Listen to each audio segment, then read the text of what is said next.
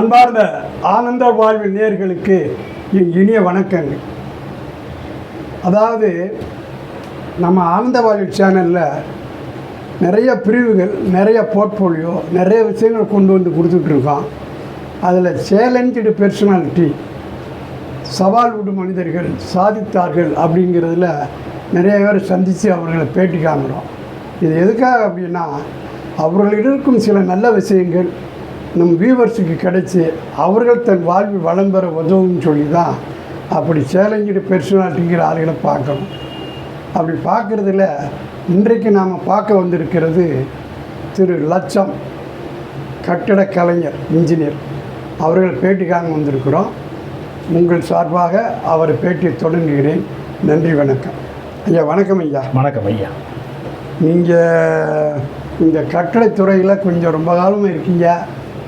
உங்களை பற்றி கொஞ்சம் தெரிஞ்சு நம்ம வியூவர்ஸ் கொடுக்கலாம்னு ஆனந்த வாழ்வு சேனல்னு வந்திருக்கோம். நல்லது. கொஞ்சமாக உங்களை பற்றி நீங்கள் யார், ஒரு சின்ன நட்ஸெல்லாம் சொல்லுங்களேன்.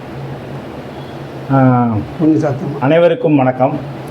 என்னுடைய பேர் லட்சம். நான் ஒரு கட்டிட பொறியாளர். அந்த இப்போ கிட்டத்தட்ட 85லேருந்து இன்னைக்கு வரைக்கும் கிட்டத்தட்ட ஒரு 40 வருஷ அனுபவத்தில் நான் ஒரு கட்டிட பொறியாளராக இருக்கேன். சிவகாசியில் ஒரு முக்கியமான பொறியாளராக இருக்கேன். அது எப்பயுமே நம்ம ஆரம்பிக்கிறதுக்கு அந்த விதை எங்கே விழுந்தது, அது எப்படி பயிராச்சு, எப்படி விருட்சமாச்சுங்கிறது தான் இப்போ சார் கேட்ட ஒரு விவரத்தை சொல்கிறேன். அது நான் பேசிக்காக நான் மிக வறுமையான குடும்பத்திலேருந்து வந்த மனிதன்.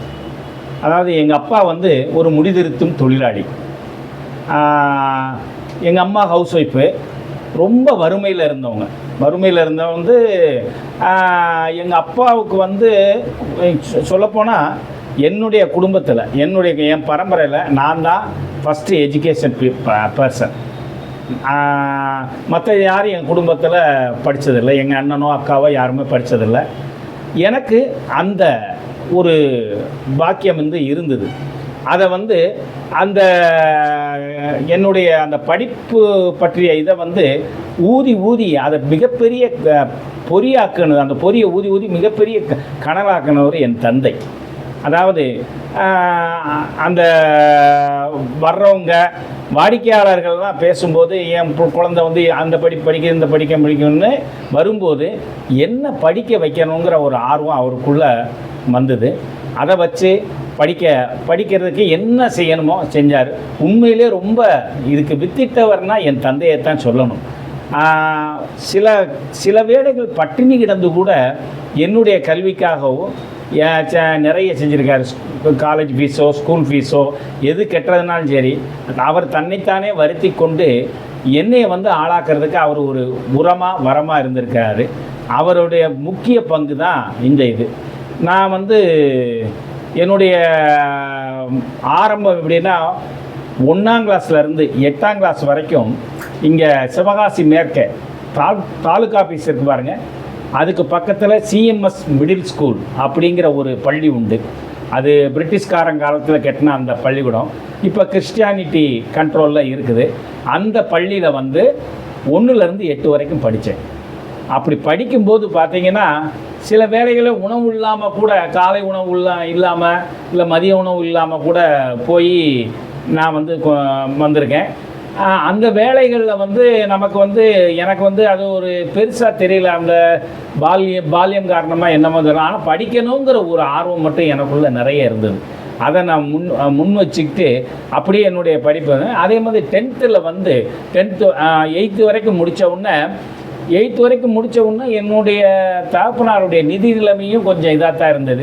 இருந்தாலும் அவர் நீ படி, என்னன்னாலும் நான் செய்கிறேன்னு சொன்னதுனால கஷ்டப்பட்டு என்னை சில ஆசிரியர்களுடைய அறிமுகம் அவருக்கு கிடைத்ததுனால சிவகாசியிலே மிகப்பெரிய பள்ளி சிஇ நாவி ஆண்கள் மேல்நிலை பள்ளியில் கொண்டு போய் என்னை 9ஆம் வகுப்பில் சேர்த்து விட்டாங்க. அதுக்கும் ரொம்ப கஷ்டப்பட்டாங்க. நிறைய பேரை பிடிச்சி பேசி அந்த பழக்கத்தை வச்சு சீட்டு வாங்கி கொடுத்து அந்த இடத்துல ஹெட்மாஸ்டர் திரு பால்ராஜ் அவர்களையும் சந்தித்து அவங்க வீட்டுக்கு போய் அவங்கள்ட்ட அணுகி எனக்கு சீட் வாங்கினாங்க. நானும் என்னுடைய படிப்பில் கொஞ்சம் கவனம் செலுத்துறதுனால அங்கே நடந்த ஒரு சின்ன அறிமுக தேர்வுலையும் நான் பாஸ் பண்ணேன். 9, 10 9ஆப்பும் 10ஆப்பும் வந்து நான் சீனாவி மேல்நிலை பள்ளியில் படித்தேன். 10ஆப்பில் 390 மார்க்கு எனக்கு கிடச்சிது. மதிப்பெண் வந்து 390 மார்க்குன்னொன்னே நான் எதிர்பார்த்த மார்க் வந்து ஒரு 400க்கு மேலே. ஆனால் 390 மார்க் வந்தது. அப்போ நான் கொஞ்சம் என்ன கண்கலங்கி அழுதப்போ எங்கள் அப்பா சொன்ன ஒரு வார்த்தை தான், நீ எதுக்கு கவலைப்படா, 390 அதனால பரவாயில்ல, நீ வாங்கினதுனால பரவாயில்ல, நீ என்ன படிக்கணுமோ படி அப்படிங்கிறத என்கிட்ட சொன்னாங்க. அப்படிங்கும்போது அப்போ தான் வந்து நம் நகரில் வந்து அரசன், சிவகாசி அரசன், ரெட்டைக்கிளி தீப்பெட்டின்னு சொல்லுவாங்க, அவங்க வந்து அரசன் பாலிடெக்னிக்னு ஆரம்பித்த வருஷம் வந்து அவங்க வந்து 84 ஆரம்பித்தாங்க. அப்போ முதல் வருஷம் ஓடிக்கிட்டு இருக்கு. அப்போ எனக்கு வந்து என் நண்பர்கள் மற்றவங்கெல்லாம் சொன்னது, எனக்கும் வந்து ஒரு கட்டிட பொறியாளர் ஆகணும் அப்படிங்கிற மிகப்பெரிய ஒரு ஆர்வம் எனக்குள்ளே இருந்தது. அதை எப்படியாவது நிறைவேற்றணுங்கிறக்காண்டி நான் வந்து பாலிடெக்னிக் படிக்கிறேன், அரசன் கணேசன் பாலிடெக்னிக்கில் சேர்றேன் அப்படின்னோடனே எங்கள் அப்பா என்னையை கூட்டிகிட்டு போய் அரசன் அந்நேரம் வந்து திருமிகு இவர் விஜயகுமார் சார் இருந்தாங்க, அவங்ககிட்ட நேரடியாக கூட்டு போனாங்க. அதே சமயம் இன்னொரு பொறியாளர் செண்பகராஜன் ஒருத்தர், அவரும் நன்றிக்குரியவர், அவர் மூலியமாக அவரை போய் பார்த்தோம். என் மார்க்கை பார்த்துட்டு அவர் சொன்னார், கண்டிப்பாக சீட் கிடச்சிருங்க, நீங்கள் சொல்லவே வேண்டியதில்லை அப்படின்னு சொன்னாங்க. அவங்க தயவாலையும் எங்கள் அப்பாவுடைய பெருமுயற்சினாலையும் என்னுடைய ஒரு நான் உந்துதல்னாலையும் பாலிடெக்னிக்கில் 82வது வருஷம் 1982 போய் சேர்ந்தேன். அப்போ வந்து பார்த்திங்கன்னா அரசன் கணேசன் பாலிடெக்னிக் முதல் வருடம் வந்து நம்ம விஸ்வநாதம் ரோட்டில் இருந்தது. அவங்க மிகப்பெரிய அளவில் அந்த கல்வி அறைகள்லாம் இல்லை. அப்புறமா அவங்க அடுத்த 83வது வருஷம் வந்து சிவகாசி டு விருதுநகர் ரோட்டில் மிகப்பெரிய அளவில் கட்டி அங்கே காலேஜ் எல்லாத்தையும் கேம்பஸை பூரா அங்கே மாற்றினாங்க. 83வது வருஷத்துலேருந்து நான் அங்கே போய் படிக்க ஆரம்பித்தேன்.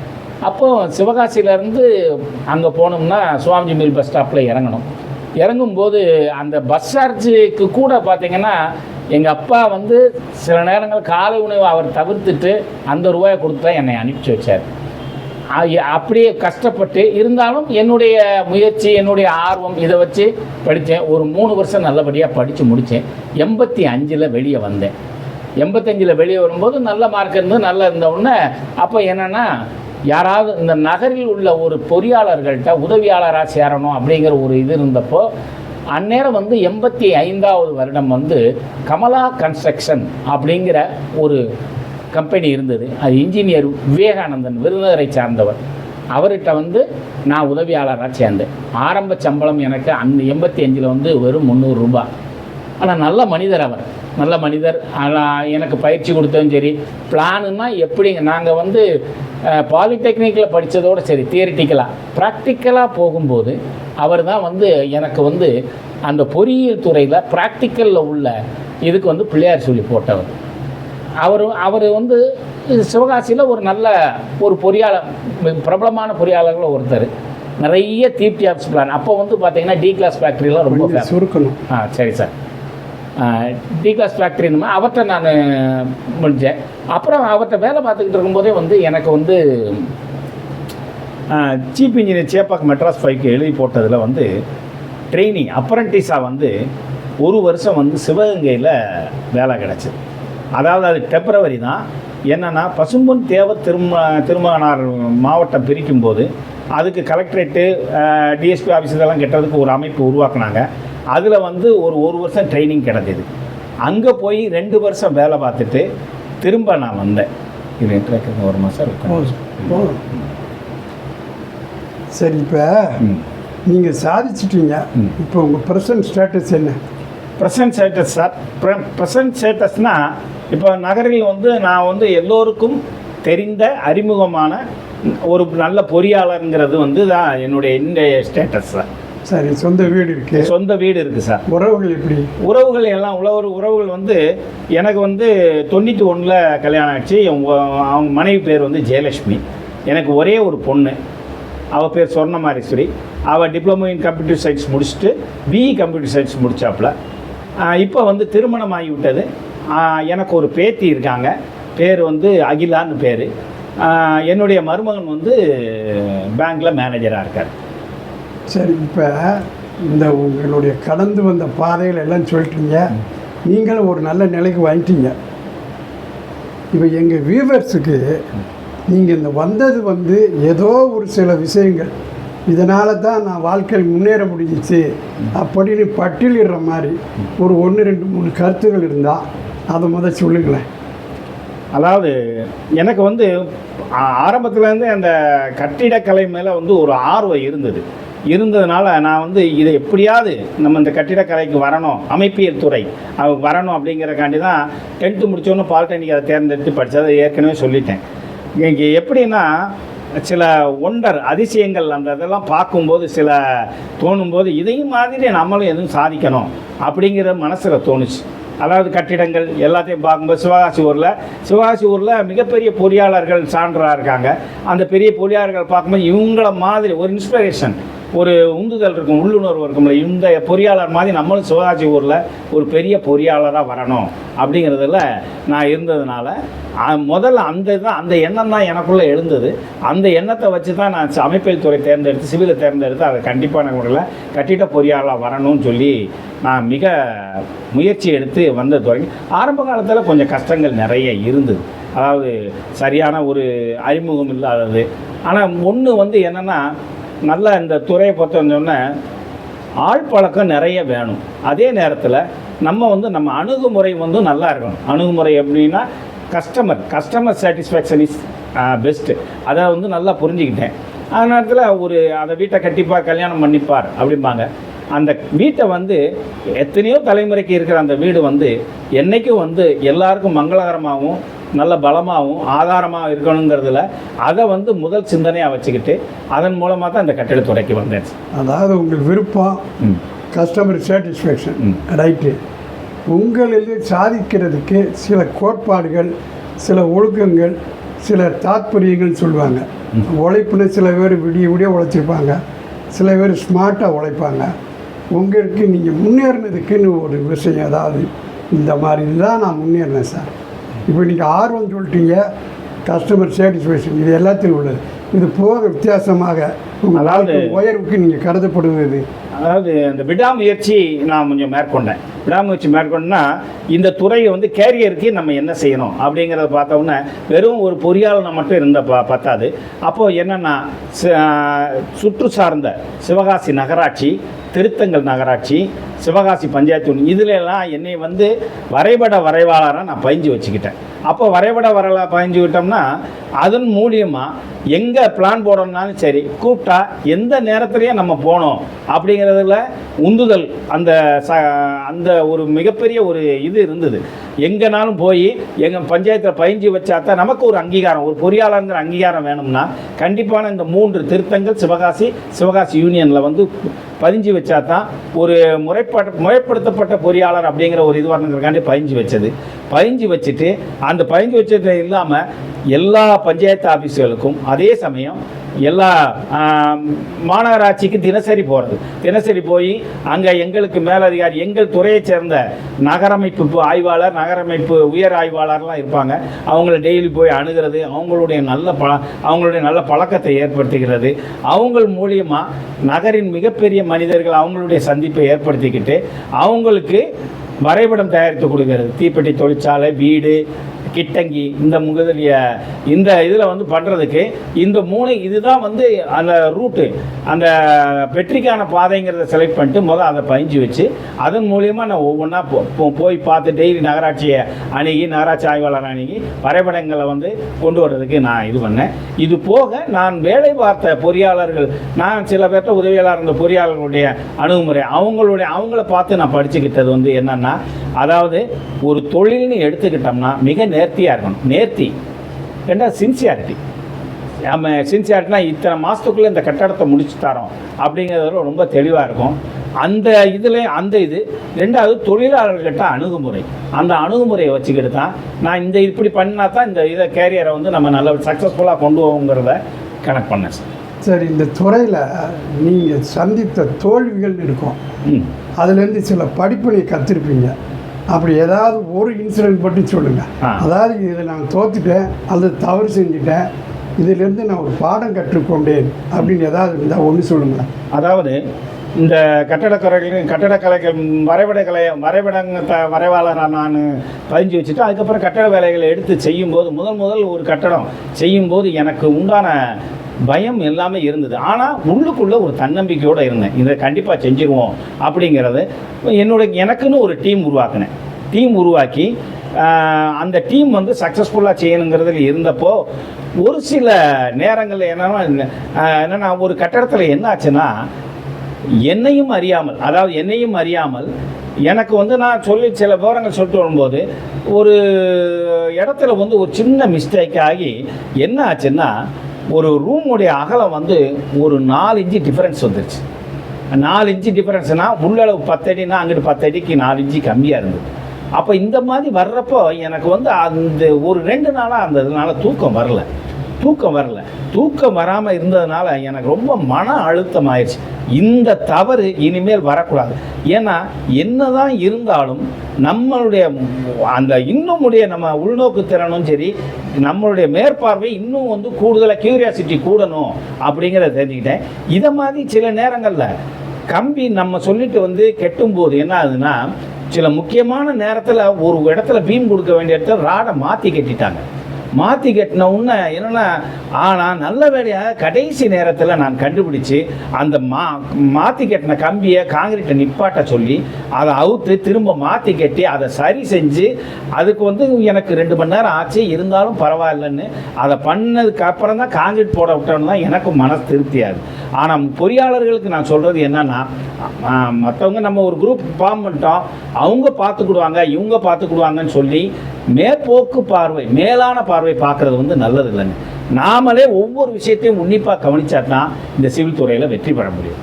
சரி, இப்போ நீங்கள் ஒரு சாதிச்சிட்டீங்க, எல்லா அனுபவம் கிடைச்சிது. இப்போ உங்கள் ஸ்டேட்டஸ்லேருந்து அடுத்த பரிணாமம், இனி அடுத்து எந்த ஸ்டேட்டஸை நோக்கி உங்கள் பயணம் இருக்குது?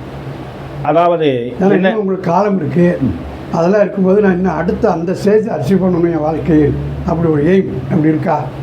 இப்போ கிட்டத்தட்ட பார்த்தீங்கன்னா இப்போ என்னுடைய கிட்டத்தட்ட 40-45 வருஷமாக நான் பண்ணிக்கிட்டு இருக்கேன். அடுத்தபடியாக வந்து நான் இப்போதைக்கு சில வங்கிகளில் மட்டும் வந்து சார்ட்டர்ட் இன்ஜினியராக இருக்கேன். என்னுடைய லெவல் என்னென்னா, ஒன்று சிட்டிஸில் பெரிய சார்ட்டர்ட் இன்ஜினியர் அப்படிங்கிற லெவலுக்கு வரணும். தமிழ்நாட்டுக்கும் ஒரு முக்கியமான பொறியாளர்களில் முக்கியமான ஒரு பொறியாளராக நான் வரணும், என்னுடைய பேர் இருக்கணும். அந்த பாதையை நோக்கி நான் நகர்ந்துக்கிட்டு இருக்கேன். எப்படின்னு கேட்டிங்கன்னா, இப்போ என்னுடைய உழைப்பும் என்னுடைய சின்சாரிட்டி உழைப்புனால இப்போ சிவகாசி பொறியாளர் சங்கம்னு சிவகாசியில் இருக்குது. அந்த பொறியாளர் சங்கத்துக்கு நான் வந்து 2 முறை செயலாளராக இருந்திருக்கேன், 2 முறை உதவி தலைவராக இருந்திருக்கேன். இப்போவும் உதவி தலைவராக இருக்கிறேன். அதே மாதிரி நகராட்சி பொறியாளர்கள் அவர்கள் சிவகாசி லைசன்ஸ் பில்டர்ஸ் அவங்க இதுலேயும் நான் முக்கிய பொறுப்பில் இருக்கேன். இப்படி இதை மாதிரி ஒவ்வொரு பொறுப்பையும் தாண்டி எங்கள் பொறியாளருக்குன்னு மாநில கூட்டமைப்புன்னு ஒன்று இருக்குது. இந்த மாநில கூட்டமைப்பு அப்படிங்கன்னா தமிழ்நாடு லெவலில் ஃபுல்லு எல்லா பொறியாளர் சங்கத்தையும் இணைச்ச ஒரு ஹெட்டு. அந்த ஹெட்டில் முக்கியமான ஒரு பொறுப்பை நோக்கி நகரணும். மாநில கூட்டமைப்பு அப்படிங்கிற பொறியாளர் சங்கம் இருக்குது. அதில் வந்து தலைவரோ செயலாளரோ ஏதோ ஒரு பொறுப்பை நோக்கி என்னை நகர்த்திட்டு போகணுங்கிறதுல நான் ரொம்ப தெளிவாக இருந்து அதற்கு உண்டான முயற்சிகளை செஞ்சு கொண்டிருக்கேன் சார். உங்களுடைய பொன்னான நேரத்தை எங்கள் வாழ்வியல் சேனலுக்காக ஒதுக்கி எங்கள் வியூவர்ஸுக்கு சில விஷயங்கள் வாழ்க்கையில் முன்னேறுவதற்காக கிடைப்பதற்கு சில விஷயங்கள் சொல்லியிருக்கீங்க. உங்களுக்கு மிக மிக நன்றி. வாழ்க்கையில் நீங்கள் எல்லா வளமும் பெற்று நன்றாக இருக்க வேண்டும் என்று இறைவனை வேண்டும். எல்லோருக்கும் நன்றியை சொல்லிக்கிறேன். முக்கியமாக வந்து இந்த ஆனந்த வாழ்வியல் சேனல் அதிலிருந்து சாதனையாளர்கள் அப்படிங்கிற ஒரு பட்டியல் அவங்க சாதனையாளரை கண்டறிந்து அவர்களுடைய நேர்முகத்தை கொண்டு வர்றாங்க. அதில் முக்கியமாக என்னையும் ஒரு ஆளாக சாதனையாளர்களாக சேர்த்து இந்த இன்டர்வியூ மூலம் என்னை வெளி உலகத்துக்கு அறிமுகப்படுத்திய திரு மதன் மோகன் சார் மற்றும் ஆனந்த வாழ்வியல் சேனலுக்கு என்னுடைய நன்றியை தெரிவித்துக் கொள்கிறேன். நண்பர்களே, ஒரே ஒரு கூடுதலான ஒரு தகவல், நான் கொஞ்சம் இலக்கியவாதியும் கூட. இலக்கியவாதி என்றால் எனக்கு கவிதை எழுத வரும், கட்டுரை எழுத வரும், கதைகள் எழுத வரும். நான் இங்கே சிவகாசியில் உள்ள எழுத்தாளர் சங்கத்திலையும் முக்கிய பொறுப்பில் இருக்கேன். நிறைய கவிதை நூல்கள் வெளியிட்டிருக்கேன் நான். அந்த கவிதை நூல்கள் கொஞ்சம் காட்டுங்களேன். அன்பர்களே, சீக்கிரம். இதுதான் என்னுடைய ஒரே மழை ஒரே வெயில் அப்படிங்கிறது என்னுடைய முதல் கவிதை தொகுப்பு. இரண்டாவது கவிதை தொகுப்பு கடுகு குறுங்கவிதைகள் அப்படிங்கிற சிரித்தாலும் காரம் போகாது. ஆமாம், இந்த கவிதை தொகுப்பு. அடுத்தபடியாக அந்த காமிக்கலாமா சார்? ஒரே ஒரு நிமிஷம். இது ஒரே நேரத்தில் நான் எழுதி வெளியிட்ட 2 சிறுகதை தொகுப்பு. ஒன்று மண்ணுக்குள் வைரம் என்று தியாகி விஸ்வநாதாஸ் பற்றிய வாழ்க்கை குறிப்பு, அவருடைய வாழ்க்கை குறிப்பு. அவர் சுதந்திர போராட்டத்திற்காண்டி அவர் செய்த பங்கு. இறுதியாக தற்பொழுது போன வருடம்